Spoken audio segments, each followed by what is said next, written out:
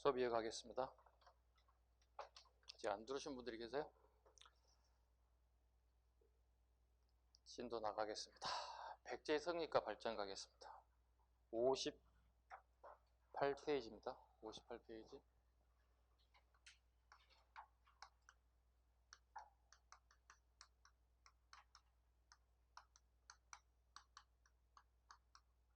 백제의 성립과 발전 부분입니다.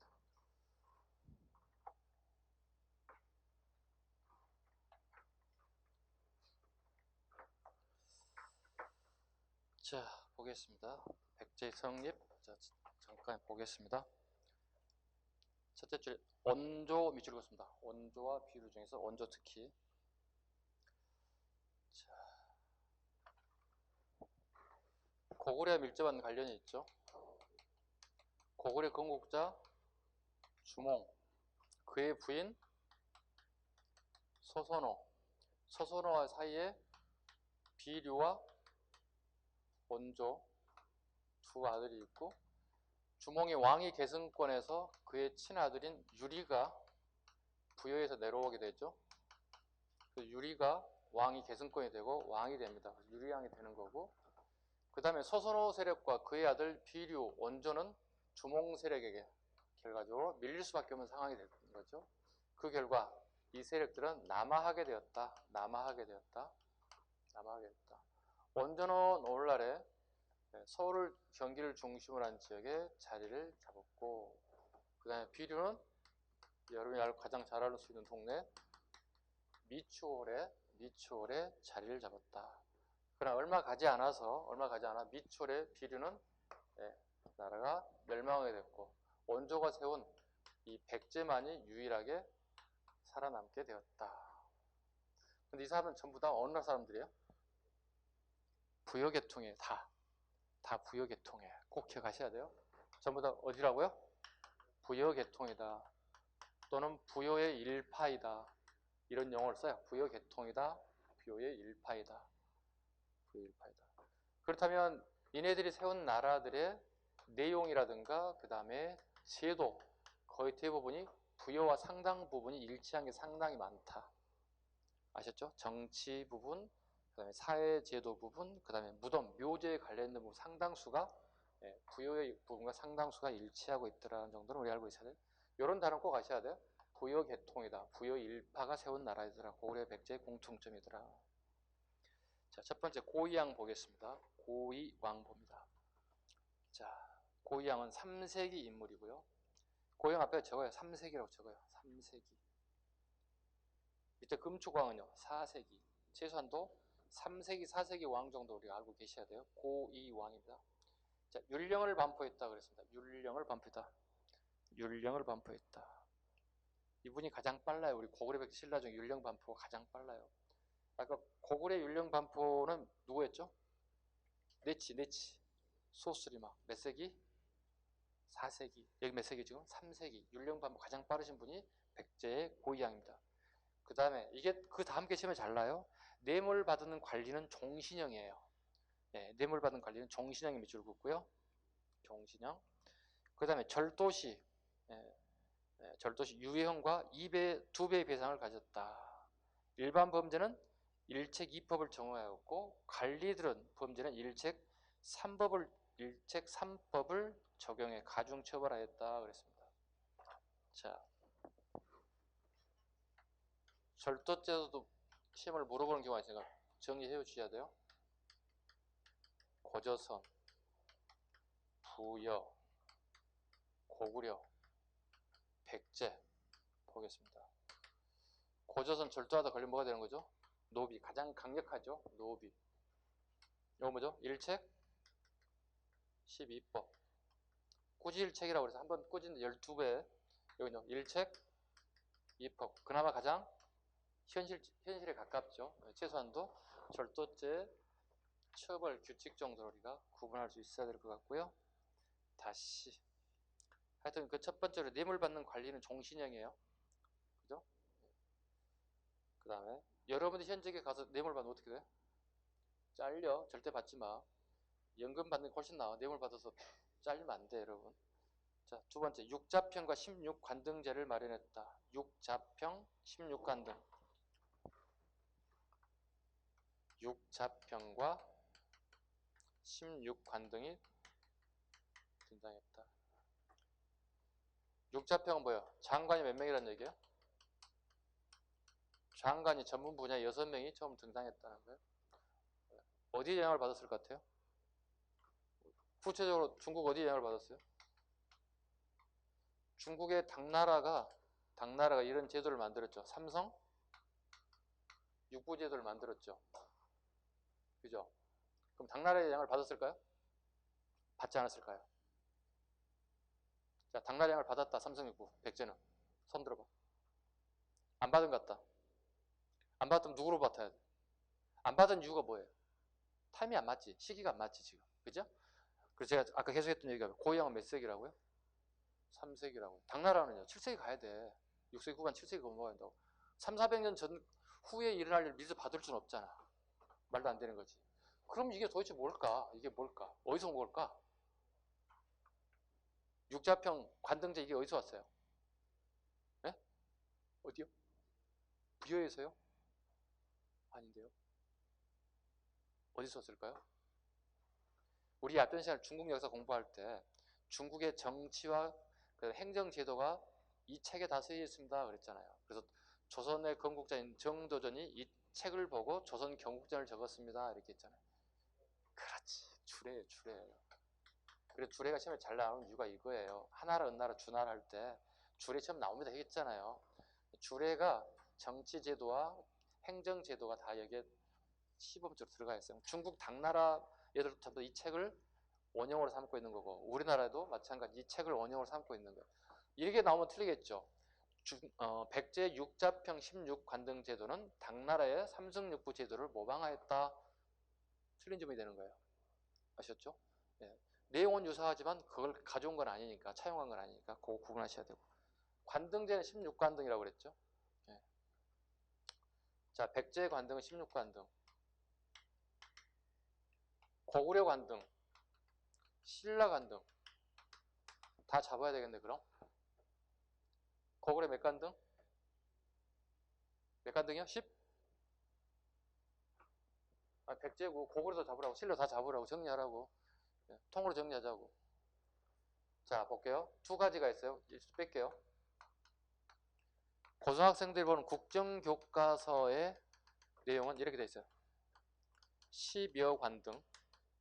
우리 공무원책에는 좀 더 세분화시켜서 14관등이에요. 14관등이에요. 신라는요? 17관등. 됐죠? 근데 이거 못 외우시더라고. 네, 이렇게 써주고 열심히 필기노트 했는데도 모의고사에 말장난하면 단어 다 틀리더라고. 네, 복습을 안 한다는 거예요. 최소한 1시간만 복습하면 다 기억할 수 있어요. 자, 다시 우리 고이양 갑니다. 공복제도. 네.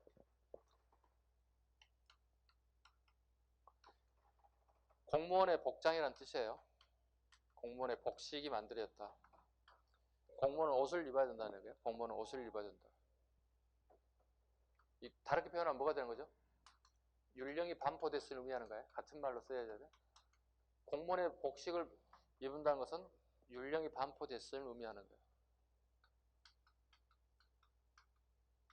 신라, 백제, 고려가 세 가지가 시험에 끊임없이 나오죠. 여러분의 함정이 빠뜨리죠. 색깔을 물어본다고. 신라, 자, 비, 청, 황. 신라에 법 좋아하시는 분 누구예요? 법 좋아하시는 분 이름이 붙어 있잖아. 법웅왕 붙어 있잖아. 법웅왕이라고. 나 법 좋아해요. 써있잖아요. 법풍. 법으로 흥하신 분 써있잖아요. 백제는요.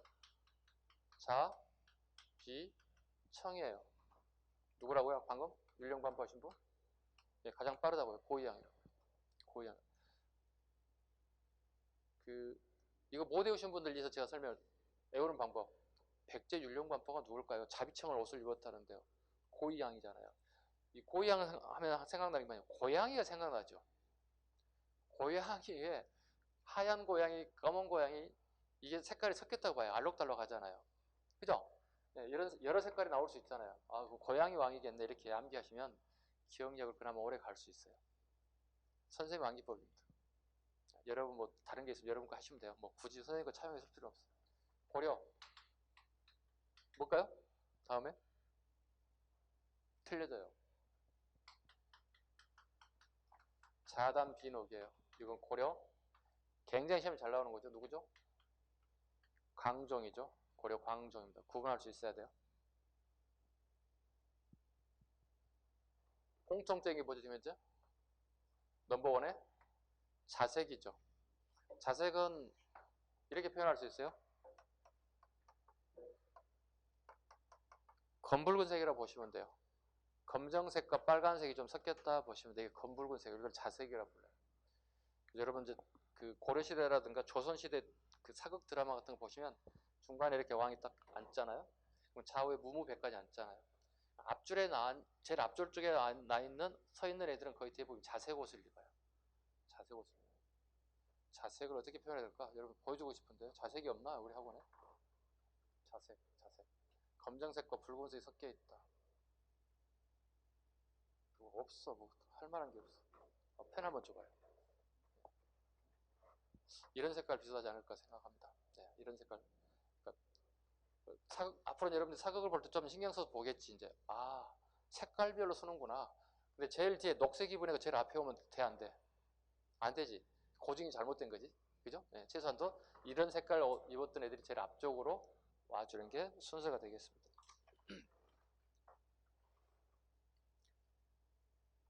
3번 갑니다. 왕이 형제 스습이 실현하여 고대국가의 기반과 제도를 마련하였다. 4번 한강 유역을 완전히 장악하여 낙랑과 대방을 공격하여 대방 태수를 살해하였다. 서진과 교류 사실을 파견하여 예교관계를 맺었다. 뭐 이 정도.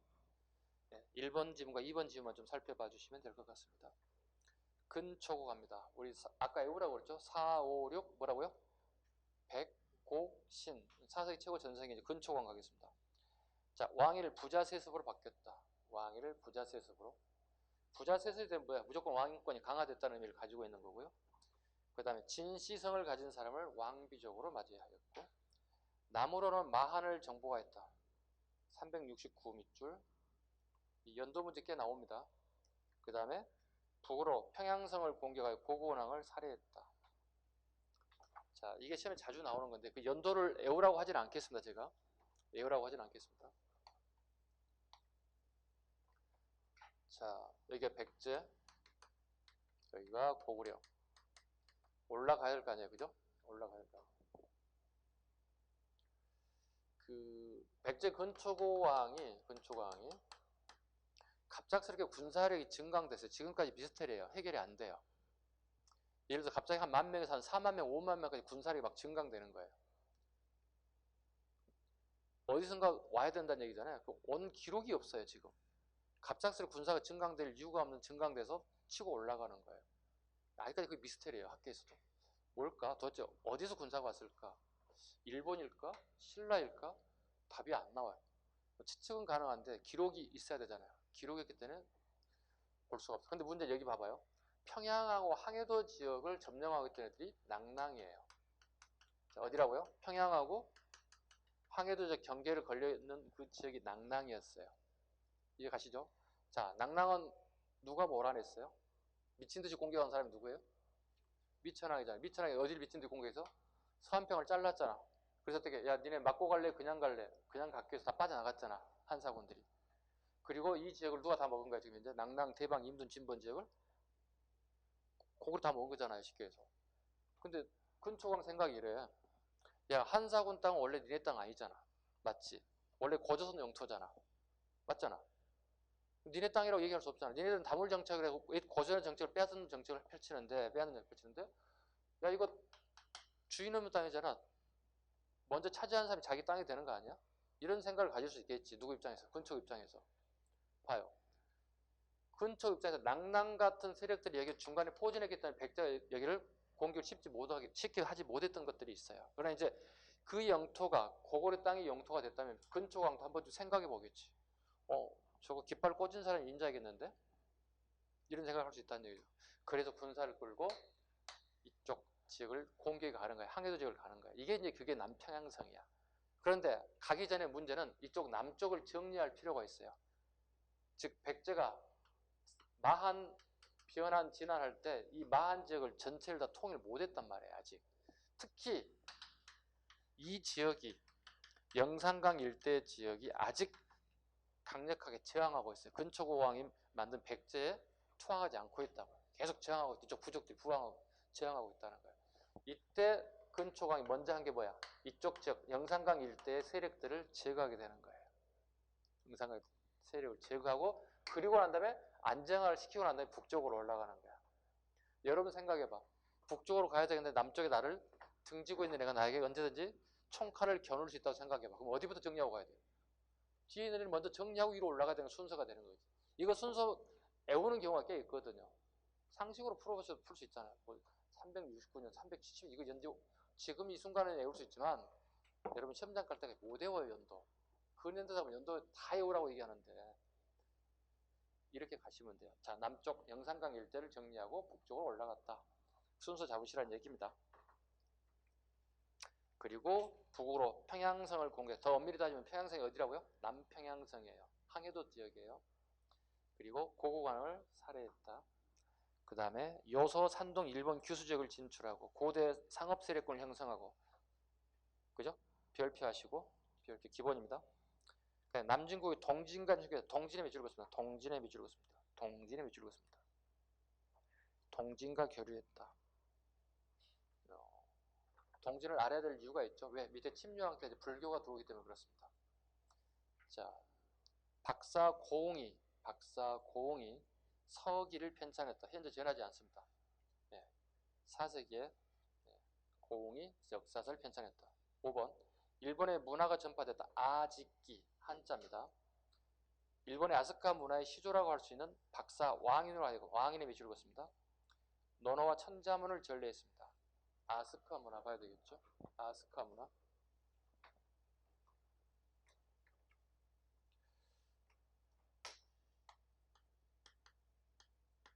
우리나라가 일본의 문화를 전파하죠. 시대별로 조금씩 차이가 나 있는 거 아시죠?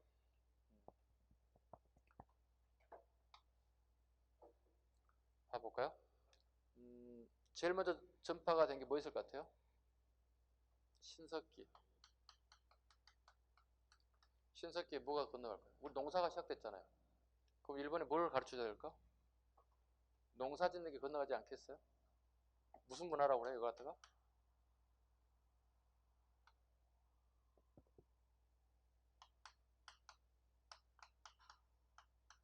조몽이라고도 하고 조몬이라고도 해요. 토기가 건너가기 시작해서 농사가 시작되기 하면서 조몽 토기가 건너갔거든요. 청동기에 조피수수라든가 그 다음에 보리라든가 쌀 농사가 지내서 야요이 문화가 전파돼요. 야요이 문화. 농경에 관련된 부분. 그 다음에 철기시대의 가장 대표적인 게 우리 이제 가야죠. 가야.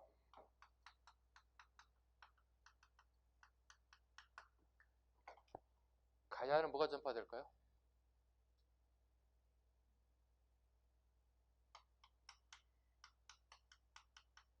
가야의 토기가 일본에 전파되기 시작해요. 가야의 토기가 전파된다.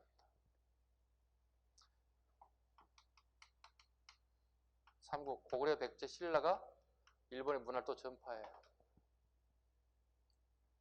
이걸 무슨 문화라고 그러죠? 방금 얘기했던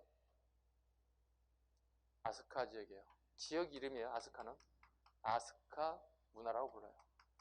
아스카의 문화. 그러니까 우리의 그 공부하는 것, 유교 경전이라든가 불경이라든가 그 다음에 우리 나라를 운영하는 정치, 제도 이런 것들. 그러니까 봐볼까요? 유학, 불교, 정치, 제도 또는 행정, 제도 이런 것들이 이제 일본에 전파되기 시작했다. 삼국시대. 최소한 이 정도 우리가 알고 있어야 되겠습니다. 전파됐다. 고려시대도 전파되죠, 당연히. 고려시대도 뭐 특히 불교 같은 게 많이 전파되겠고요. 그 다음에 불상,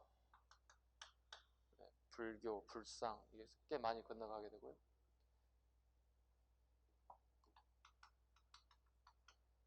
조선시대 전기에는 주로 이제 해하들이 건너갑니다. 해화. 그림이 아시죠? 그림. 해하. 이수문, 문청 이런 사람들 해하가 조선 전기에 일본에 건너갑니다. 그림입니다. 해하 같은 게 건너갔다. 자, 상식으로 알아두시고요. 기본적으로. 다시 우리 유인물 가도록 합니다. 칠지도를 하사했다. 칠지도. 칼이죠. 칠지도니까. 책이 지도가 안 나와 있는데 칠지도는 이런 거죠. 이렇게. 이렇게. 이걸 칠지도라고 합니다. 이건 칼도자가 들어가긴 들어갔죠. 네, 칼도자가 들어가긴 들어갔으나 칼의 용도보다는 장식성이 있는 거죠. 장식용이죠. 이건 뭐냐면 윗사람이 아랫사람에게 주는 거예요. 쉽게 해서 너는 나의 밑에 아랫사람이라는 의미를 가지고 있는 게 칠지도입니다. 칠지도. 그런데 일본에도 이걸 칠지도를 가지고 역사를 왜곡했죠. 역사를 왜곡한 그 대표적인 것 중 하나입니다. 역사를 왜곡한. 분명히 칼 뒷면에 기록이 돼 있어요. 백제왕이 애왕의 이 칼을 하사하니 후대에 계속 전하라. 네 혼자 먹고 떨어지라는 얘기가 아니라 니네 후대 왕에도 이걸 전하라고 적혀 있어요. 즉 너네들은 우리나라가 상국으로 모시라는 얘기. 너네도 우리나라의 하국에 포함된다는 뜻이에요. 이게 칠지도의 그 내용이에요. 그런데 일본 애들은 이걸 반대로 우리가 상납했다. 아랫사람들이 이렇게 역사를 왜곡했던 기록이 칠지도를 통해서 이렇게 역사를 자주 왜곡했던 기록이 있다 보시면 돼요. 칠지도가 근초광 때 외왕에게 하사되었다. 침유왕 갑니다. 금구성의 아들로. 자, 두 번째 건 보시면 돼요. 별표 하나 하겠습니다. 동진의 승려 마라난타. 동진의 밑줄 마라난타 밑줄. 불교가 전달되었다. 385년에. 그런데 한산에 절을 창건하고 9개월 만에 사망했어요. 아쉽죠? 안타까운 일이죠. 자, 침유왕은 불교를 수용한 이유가 뭐 같아요? 나라가 어려울 때 항상 들어온다고. 불교는 이데올로기는 항상 어려울 때. 자기 아버지도 근초왕도 잘 나갔잖아요. 근데 그 대 이후에 이제 국력이 약해지기 시작했어요. 그 결과 불교를 수용해서 많은 사람의 정신을 통일해야 되겠다 이런 취지로 가져들인 게 동진의 승려 마라난타가 들어왔다. 동진이기 때문에 이 앞전에 잠깐 언급했죠. 남방불교예요? 북방불교예요? 남방불교. 대승불교예요? 소승불교예요? 소승불교. 중생구도가 우선이에요? 개인의 해탈이 우선이에요? 개인의 해탈이 우선이에요. 아셨죠? 그만큼 스님들이 지킬 율법을 굉장히 강조한 불교가 소승불교다. 처음에 마라난타에서 들어왔다. 아신안 갑니다. 아신안 갑니다. 396년 고구려 광해천의 공격을 받아 한성에 함락당하고 영원히 노객이 되겠다는 맹세를 하였으며 58개성과 700여 촌을 빼앗겼습니다. 그 다음에 397년 애국과의 우호관계를 맺고 태자인 전지를 애교사절로 파견. 이는 고구려를 견제할 목적도 가지고 있었다 정도. 그렇게 많이 출제되는 인물은 아니고요. 비유왕 갑니다. 비유왕. 송과 통교 장수왕의 대양 나제동맹의 밑줄을 씁니다. 나제동맹입니다. 나제동맹을 결성했다. 누구하고 했죠? 신라의 눌지 마리깡과 계로왕 갑니다. 북위에 국서를 보내 거절당하였다. 별표합니다.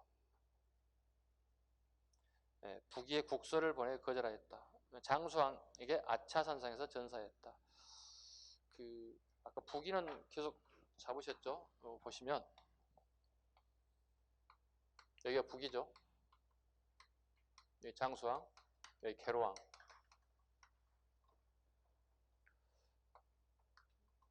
북위에게 이걸 걸사표라 불러요. 걸사표를 보내요. 예교 문서입니다. 예교 문서에 붙이는 이름을 표라고 불러요. 표. 예교 문서 뒤에 표라고 부르고 우리 구걸한다는 얘기 들어보시죠? 구걸한다. 스승사 봐볼까요? 당신네들이 우리가 원하는 바를 도와주신다면 내가 당신네들을 평생 스승으로 삼겠다. 대단한 거죠. 예전에는 군사부일체라는 단어를 쓰거든요. 군주와 스승과 아버지는 한 몸이다. 그만큼 중요하신 분이다. 내가 스승을 아버지처럼 모시고 군주를 갖다가 우리 아버지처럼 모시겠다는 뜻을 가지고 있거든요. 자, 장수왕이 계속 남침을 계속 획책하기 때문에 계류왕이 국력이 약한 상황에서 북의 도움을 받아서 장수왕을 견제하고 싶은 거야. 북이가 계속 장수왕을 좀 괴롭혀달라는 얘기예요. 공격해달라는 얘기. 대신 장수왕은 지금 북이하고 싸워요, 안 싸워요? 안 싸우는 정책이잖아요. 다른 정책을 펼쳤잖아요. 밑에 누가 있어요, 여기? 송에게 뭐 보냈어요, 지금? 말하고 군수물자 보냈잖아요. 여기 견제해달라고. 우리 안 싸울 거니까. 그걸 필요한 거 얘기해내고 계속 보낼 테니까 이거잖아요, 쉽게 얘기해서. 자, 그러면 계류왕이 이거 보내면 북이가 이걸 수용하겠어요? 남의 나라를 위해서 자기 나라를 희생하겠냐고, 전쟁터에 몰아내겠냐고, 자기 병사들, 국민들 사지에 몰아넣진 않겠지. 실패했지. 계류왕의 편지가 유명해진 거예요. 편지. SO에서 편지 글이 이렇습니다. 자, 계류왕이 이렇게 얘기합니다. 자, 굉장히 사이가 좋은 한 뿌리에 출발했던 민족이라는 거야. 그런데 자기 선대 근초왕 때 공격해서 그 고구려 상대 국가의 왕을 갖다가 죽였어. 그걸 핑계 삼아 지금까지 우리를 괴롭히고 있는데 이건 이치 많지 않느냐 이렇게 얘기하는 거예요. 그리고 편지 그래. 우리를 도와주신다면 우리 아들이 하나 있어요. 아들. 왕위를 이제 물려받으리 하나 있는데 당신이 타고 다니는 말에 마국간에 그 말이 싸는 똥 치우는 사람을 보낼 거고, 이쁘진 않지만 우리 딸이 하나 있는데 당신의 후처로 보내겠다. 공주잖아요. 공주를 한 날에 정비관 후처로 보내겠다고 하잖아요. 얼마나 절박해요 지금 현재. 왕위를 계승할 사람에게 마국간 똥 치우는 사람을 보내겠다고 얘기하고 있잖아요. 써놓으세요. 살짝 거기 걸사표 적으시고, 자신의 아들은 마국간에 똥 치우는 사람, 딸은 후처로 보내겠다, 이런 기록이 나옵니다. 문주왕 갑니다. 자, 계류왕이 아차하사서에 죽었다고 그랬죠. 아차하는 순간에 목이 날아갔죠. 그걸 보신 문주왕이 열심히 도망갔죠. 어디까지 도망갔다고요? 공주까지 도망갔다고요. 자, 웅진으로 천도했다. 공주로 천도했다. 드디어 웅진시대가 왔죠. 웅진시대가 왔고요. 자, 천도하에 남천시대를 겸하겠다. 같은 말이에요. 웅진시대나 남천시대나. 그리고 문제는 문주왕이 재임 기간이 3년도 안 돼요. 그리고 해씨에게 피살을 당했어요. 자, 볼까요? 우리 천도라는 얘기 한번 볼게요. 수도를 옮겼다는 얘기가 되는데,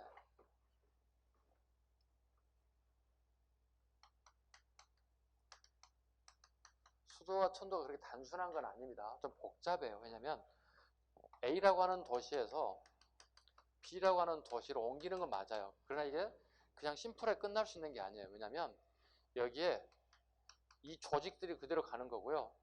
그 다음에 문제는 여기에 인적 구성이 그대로 가야 되는 거예요.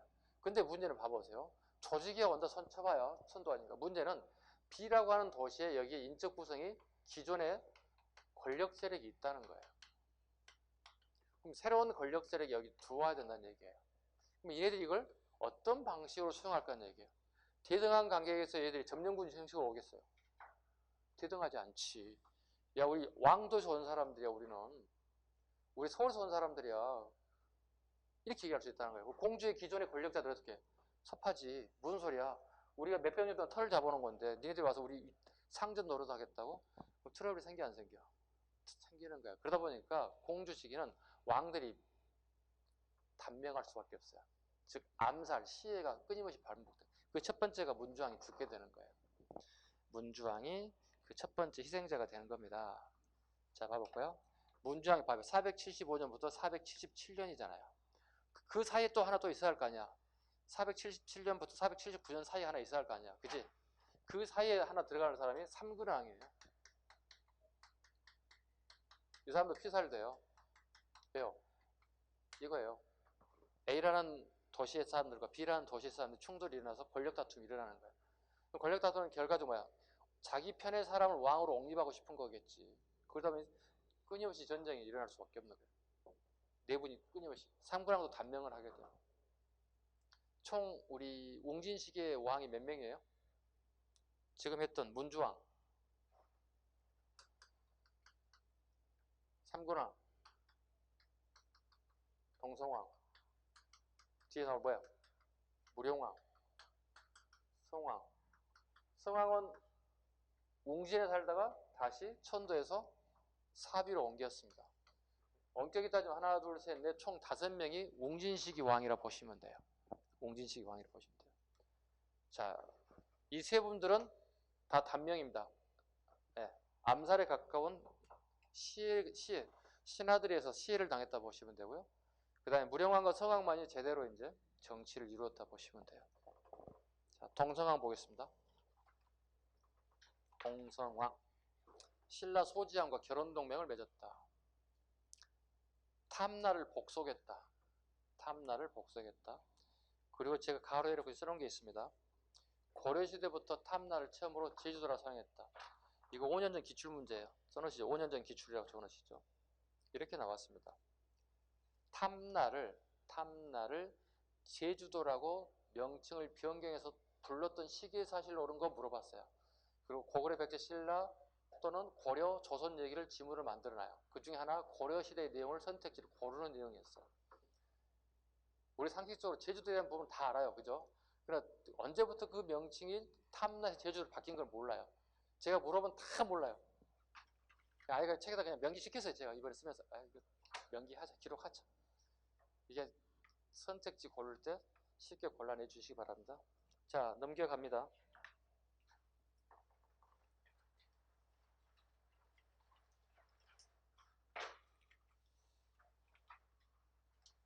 자, 무령왕 가겠습니다.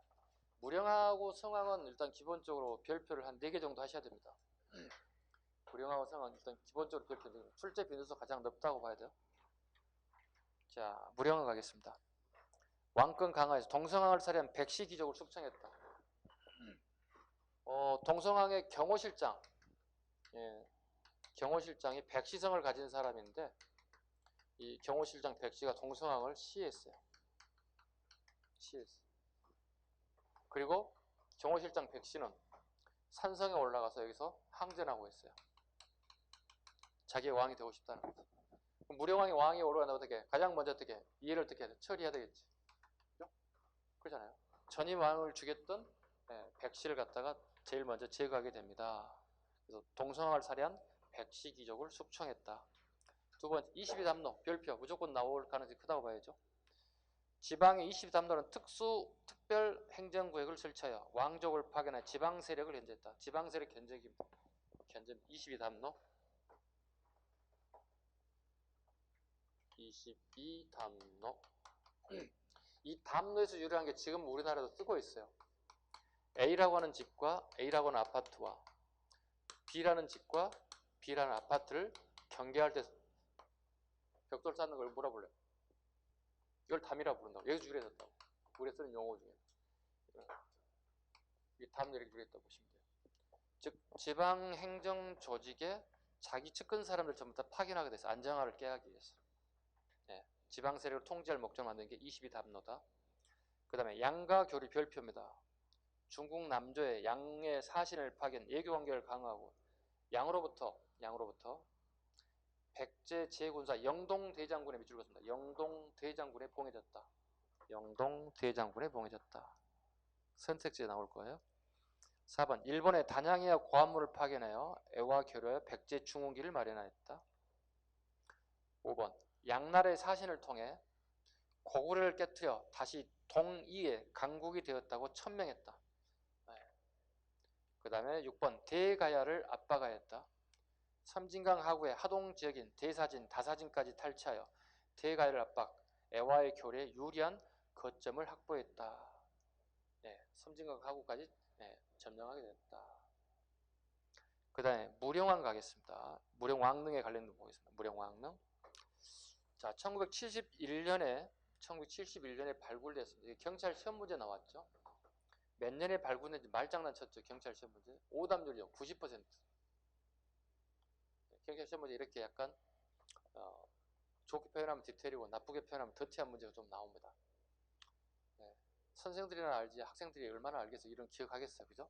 발굴한 연도까지 다 안다는 건 참 쉬운 일이 아닌데 굉장히 경찰 시험 문제 이렇게 좀 어렵게 출제되는 경향이 있었어요. 가끔. 자, 1971년에 빗줄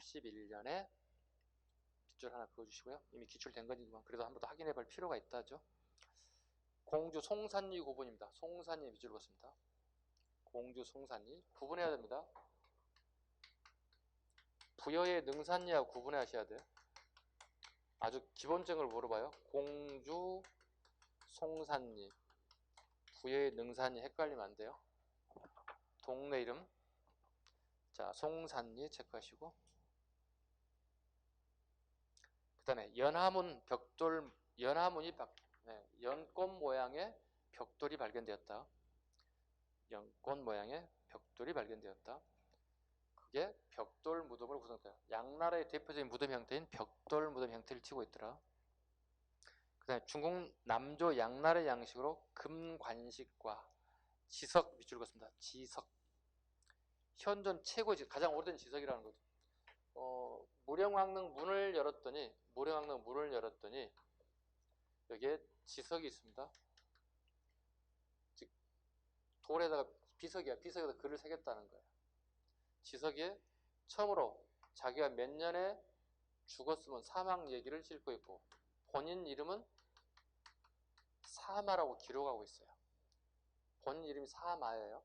그래서 삼국시대 고구려백 신라 왕 중에 유일하게 본인의 이름을 남긴 사람이 무령왕이에요. 나머지 왕들은요 그냥 다 추측일 뿐이에요. 신라 가면 선덕왕릉이 있던데요. 미추왕릉도 있고요. 이정표 다 있던데요. 있어요. 저도 가봤으니까. 단 추정이에요. 삼국왕조 유일하게 본명을 쓰신 분이 무령왕입니다. 지석에 본인 이름을 처음으로 기록했다. 유일합니다. 그래서 가장 오래된 지석이다 보시면 돼요. 가장 오래된 지석이다. 석수 바로 옆에 석수를 이제 제가 안 잡아왔죠. 그 상상의 동물입니다. 석수는요. 상상의 동물 석수 돌석자 짐승 숫자 그 해태처럼 생긴 것처럼 조그만 게 여기에 딱 웅크려 앉아 있어요. 그리고 여기가 입구문이에요. 입구문을 여는 순간 얘가 딱 지키고 있는 거야. 즉 밖에서 들어오는 불길한 기운들을 얘가 다 잡겠다는 기운을 가지고 있어요. 우리 경복궁에 가면 그 해태상 있잖아요. 그런 역할이라 보시면 돼요. 또 해태도 우리가 보면 상상의 동물이잖아요. 그죠? 네, 실존하는 동물이 아니듯이 석수가 등장하고 있습니다. 이게 전부 다 어디서 가져온 거죠? 다 양나라의 묘제에서 그대로 똑같이 가져온 거예요. 양나라의 묘제가 이런 형태를 취하고 있다. 그리고 양나라의 교류를 통해서 양나라의 무덤을 만드는 기술자들이 여기 와서 이 무덤을 만들었을 것이다 추측하고 있는 것들입니다. 그 다음에요. 청동 제품, 그 다음에 양나라의 동전의 밑줄 그었습니다. 동전. 무덤에서 동전이 발견될 이유가 없거든요.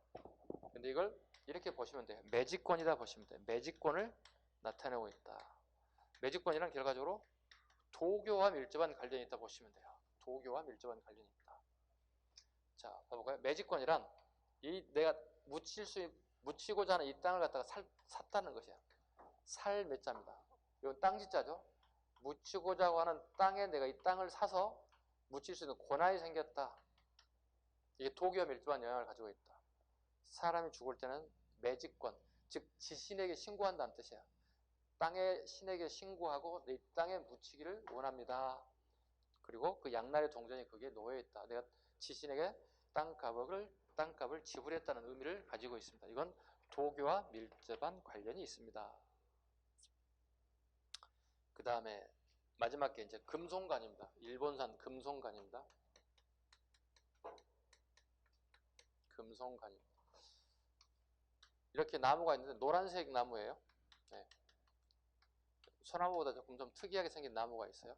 이건 일본산이에요. 무조건 일본에서만 자라는 나무라고 보시면 돼요. 일본에서도 왕실에서 쓰는 주로 쓰는 목재들이에요. 왕실에서 쓰는 아주 중요한 목재 중에 하나인데 이게 근초고 왕 시기에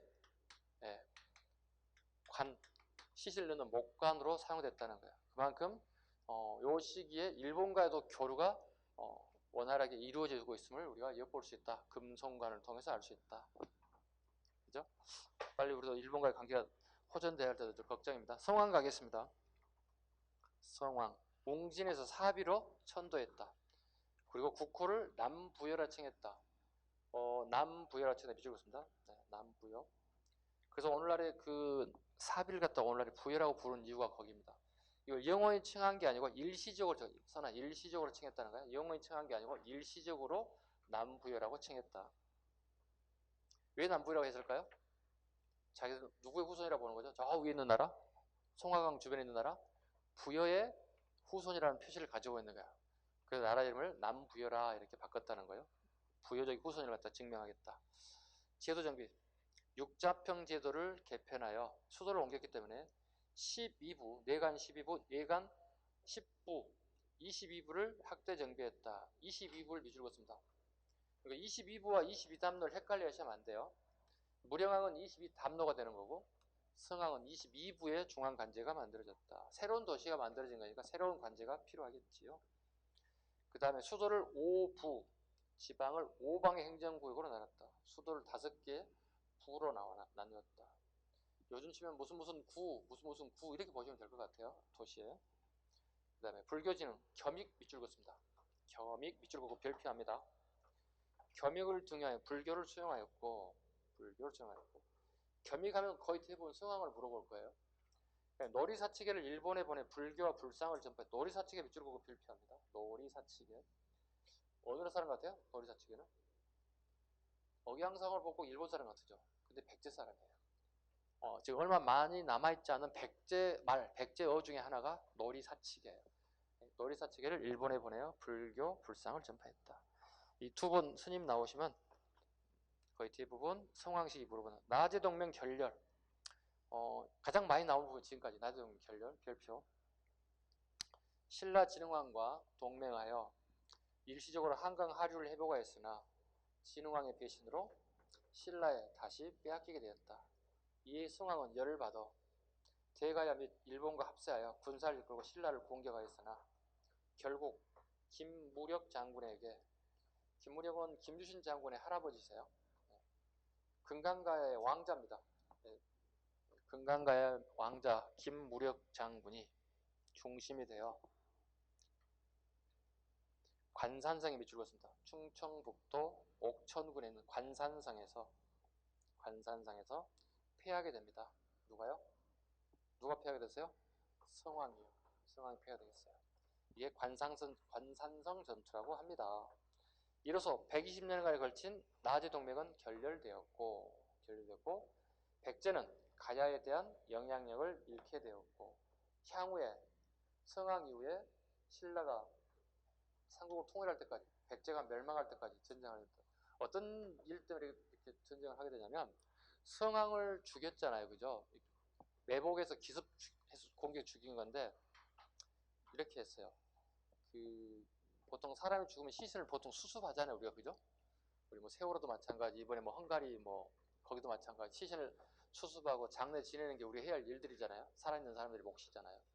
그럼 왕이 전쟁에 나가 죽었다면 그 시신을 당연히 우리가 어떻게 해수하고 절차에 따라 장례식을 치러주는 게 가장 예의잖아요. 장례의법이잖아요. 근데 신라인들이 좀 오버한 게 있어요. 목을 자르고 시신을 훼손해 버렸어요. 그리고 시신을 경주로 가져가 버렸어요. 그 시신을 되돌려주지 않았어요. 여러분 생각해 보세요. 우리 부모님을 누군가가 이렇게 했다고 생각해 보세요. 이제 이게 이성을 잃게 되는 거죠. 이게 이성을 잃은 게 이제 백제 멸망할 때까지 이성을 잃게 되는 거예요. 그거 하나 가지고 핑계를 계속 끊임없이 신라와 전쟁이 이루어졌다 보시면 돼요. 네. 그겁니다. 그래서 성왕이 중요한 의미를 가지고 있습니다. 그 다음에 이덕왕 보겠습니다. 이덕왕. 신라 정벌에 반대한 귀족들의 정치적 식권을 장악하면서 왕권이 약화됐습니다. 지친 거죠. 계속 신라 공격하는데 귀족들의 재산과 군사를 다 내놔야 되는 부분들이 발생하기 때문에 반발이 있었겠죠. 왕흥사를 건립하여, 왕흥사 밑줄 긋습니다. 왕흥사를 건립하여, 완성은 물론 무왕뜻이지만 유물로는 그 왕흥사의 유물로는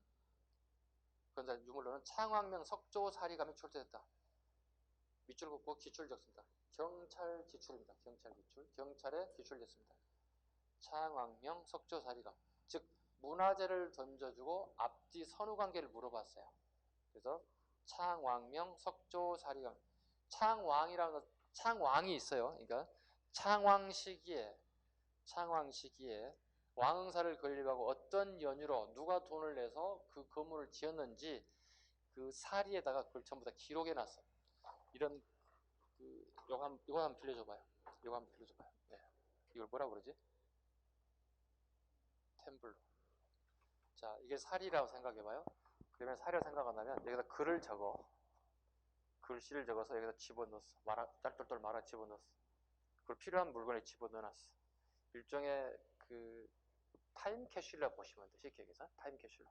이걸 집어넣고 거기다 넣어놨단 말이야. 그리고 우리 후대에 사람들이 이걸 발굴하게 되면서 이걸 발견하게 된 거야. 방송에도 나갈 텐데 이게 창왕용 사리감이라고 보면 될 것 같아요. 이게? 네, 창왕용 사리감입니다. 그래서 그 시대의 상황을 우리가 엿볼 수 있게 됐다. 아셨죠? 네, 창왕용 사리감. 경찰에는 창왕용 사리감이 이덕왕 때 만들었습니까? 뭡니까? 이거 물어본 게 아니고 문화재를 여러 개 던져주고 앞뒤 선후관계 순서를 물어본 거야. 그래서 문화재가 비중을 많이 차지하기 때문에 그런 부분도 한번 앞으로 공부할 대상이 되지 않겠나. 자, 7세기 백제갑니다. 무왕입니다. 서동이라고도 불렀습니다. 서동이라고도 불렀습니다. 신라와 자주 충돌했고요. 관력을 일본에 보내 천문, 지리, 역법, 불교를 전달했다. 관력에 몇 줄 볼까요? 관력. 일본에 보내 천문과 지리와 역법과 불교를 전달했다. 그 다음에 미륵사 왕응사를 건립, 완성입니다. 네, 여기는 완성이죠. 시작하신 분은 아까 이덕왕이었고요. 완성됐습니다. 미륵사 왕응사를 건립했다. 익산으로 천도 계획이 실패했다. 우리 삼국유사의 기록에 의하면 무왕의 부인은 누구예요? 선화공주. 신라 진평왕의 셋째 딸 선화공주라고 얘기하죠. 근데 이게 정사로 굳히기는 좀 어렵습니다. 왜냐면 삼국유사의 기록이기 때문에 믿는 사람과 믿지 않는 사람 두 갈래로 나뉘는 것 같아요. 학계에도 보니까. 서동 훗날 무왕이 되죠. 네. 일명 이걸 노래를 부르면 뭐가 되는 거죠? 서동요가 되는 거죠. 말을 캐서 생활하는 서동원, 신라 진평왕의 셋째 딸 선화공주를 매일 밤마다 꼬드겨서 데이트하고 새벽에 자기까지 지각길에 서동이 데이트하고 신라 진평왕이 사는 신라까지 매일 데려다 주는 거예요. 이걸 노래를 불러서 어린아이들에게 소문나게 만든다고요. 서동과 선화는 매일매일 만나서 데이트하고 밤늦게까지 데이트하고 돌아간다네. 이런 내용이에요. 네. 지금 21세기 관점을 보면 이건 19금 영화예요. 왜 새벽에까지 데리고 있어? 1시간 데이트하고 빨리 보내줘야지. 그죠? 자, 현재적인 시각에서 색다른 분석을 한번 해본 거고요. 그리고 난 다음에 데이트하고 난 다음에 매일 데이트하고 난 다음에 금괴를 갖다 매일 같이 보내주는 거예요. 이러지 않으셔도 되는데요. 아니야, 우리 동 너무 많아. 흔해. 니네 동네 필요할 것 같아. 즉 한심작전이야. 여성을 꼬시기 위한 한심작전을 쓰고 있어. 이게 서정의 내용들이에요. 그럼 결과적으로 어떻게 됐어요? 결론은요. 둘이 결혼하고 아들 딸 낳고 잘 먹고 잘 살은 거야. 해피엔딩으로 끝났다고. 뭐죠 이게? 과정과 결말의 소설 방식으로 쓰고 있죠. 이와 같은 역사 소설 방식을 우리 뭐라고 했어? 첫 수업 시간에? 기사 본말체예요. 근데 기사 본말체는 아니고 엄격히 따지면 기사 본말체가 어떻게 된다고요? 기사 본말체와 유사하다. 기사 본말체와 유사하다. 이게 이제 익산에 가면 뭐가 있냐면 쌍능이 있어요. 쌍능이 이제 소문난 게 선화공주하고 같이 묻혀지지 않았을까. 그래서 능이 두 개 있다는 얘기잖아요. 하나는 무왕거고 하나는 선화공주 거라고 하는 게 정설이었어요. 그래서 발굴했어요. 뭐가 나와야 되잖아요, 지금. 그죠? 뭐가 나와야 되는데 아직 보고가 레포트가 안 나오네요, 지금. 네. 나와야 될 텐데. 이게 이제 무왕과 관련된 전설들입니다. 선화공주와 전설들입니다. 근데 삼국사기 기록에 보면 진평왕은 셋째 딸이 없어요. 복잡하죠? 삼국유사는 셋째 딸이고 삼국사기는 진평왕이 셋째 딸이 없어요. 딸 둘밖에 없어요. 이거 복잡해지는 거야, 이러니까. 전설 믿어야 될지 삼국사기 기록을 믿어야 할지 굉장히 복잡해지는 거예요. 근데 어떤 사람은 삼국유사를 믿고 싶어 하는 사람이 있고 어떤 사람은 삼국사기를 믿고 싶어 하는 사람이 있다는 거죠. 이해가셨죠? 정답을 물어보는 게 아니라 서동에 관련된 부분이 나온다면 일단 무왕에 대한 부분을 여러분 선택지로 골라내시면 돼요. 의장 볼까요? 마지막에 이제 하고 넘어가야 되는데. 자, 642년 왕이 직접 군사를 거느리고 신라를 공격하여 40여 성을 항복시키고 같은 해 8월은 장군 윤충을 시켜 대야성 밑줄 긋습니다. 대야성. 오늘날 경상남도 합천이죠. 대야성을 공격. 김춘추의 사이 김품석의 가족을 몰살시켰습니다. 여기에는 김춘추의 사이인 품석하고 그의 딸이 여기서 죽게 돼요. 딸이 죽게 돼요. 그 결과 훗날 김춘추는 이제 백제에게 이제 오원이 생기고, 그 다음에 넓게 가면 이제 삼국의 통일까지 가는 과정을 겪게 돼요. 요건 제가 식사하고 이제 과정을 한번 얘기할게요. 삼국 통일 과정을. 자, 이 김춘추의 사이가 김푼석인데, 이 대야상이 그렇게 호락호락한 성은 아니에요. 호락호락한 성은 아닌데, 이 대야성 내에 배신자들이 발생하게 돼요. 얘네들이 문을 열어주는 거예요. 오픈시켜버리는 거예요. 그 결과 백제군들이 대야상을 들어가서 사람들을 죽이게 되는 거죠. 자, 이 사이인 김품석이 왜 이런 이 배신자들이 발생하게 되느냐면 이런 내용이 나옵니다. 권력을 잡았던 김품석이 대야상에서 문제는 여기에 희하 장수들이 있을 거 아니에요. 희하 장수들의 한심을 사지를 못했어요. 즉 한심을 사지 못했다. 하물며 좀 얘기하고 싶지 않은 내용 중에 하나가 뭐였냐면 희하 장수들의 부인들을 겁탈해요. 장군이. 그것도 신라의 최고 권력자 중에 한 사람인 누구의 사이가? 김춘추의 사이가. 그럼 희하 장수들이 어떻게 생각하겠어요? 저건 장군이 아니지. 인간도 아니지. 그렇지 않겠어요? 사람 탈을 쏘고 있을 수 없는 일들을 자행하고 있잖아요. 당연히 그 장군을 따를 리가 없잖아요. 그러다 보니 대야성이 무너지게 된 거예요. 그러면 결과 품석과 그 다음에 그의 딸까지 같이 죽게 되는 거죠. 근데 문제는 김춘추 입장에서는 그게 중요한 게 아니고 자기 딸과 사이가 죽은 게 더 중요하게 되는 거예요. 생각이 다르니까. 그죠? 다른 생각을 가질 수 있는 거죠. 이런 상황이 전개되면서 김춘추가 훗날 이제 삼국 통일까지 가는 과정이 나타날 겁니다. 그 다음 밑에 가보시죠. 고구려와 함께 당항성을 공격한 적도 있다. 당항성 밑줄 보시고 앞에 별표. 이것도 시험에 자주 나오는 겁니다. 의자왕은 고구려와 함께 당항성을 공격하여 점령한 적도 있다. 당항성은 오늘날의 경기도 화성시에 있습니다. 경기도 화성시에 있습니다. 굉장히 중요한 거점 도시이기도 하고요. 삼국이 서로 한강을 차지하려고 하는 목적 중에 하나가 당항성을 확보할 목적이다. 왜? 당나라로 가는 직접 교통로로 보시면 돼요. 바로 다이렉트로 갈 수 있는 길입니다. 그리고 나당연합군에서 결과적으로 의장은 멸망당해 말았다. 의장은 죽었을까요? 살았을까요? 생포돼서 당나라로 끌려갑니다. 그리고 당나라에 끌려갔던 백제 왕과 왕족들, 귀족들 상당수가 당나라에 가서 고위 관직을 차지하게 돼요.